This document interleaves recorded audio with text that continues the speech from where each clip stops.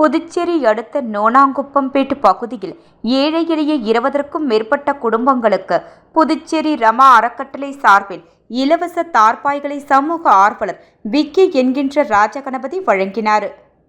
புதுச்சேரி அடுத்த நோனாங்குப்பம்பேட்டு பகுதியில் குடிசை வீடுகளில் வசிக்கும் ஏழை எளிய மக்கள் வசிக்கும் வீடுகளில் மழைநீர் ஒழுகுவதால் கடுமையான சிரமத்திற்கு ஆளாகி வந்தனர்.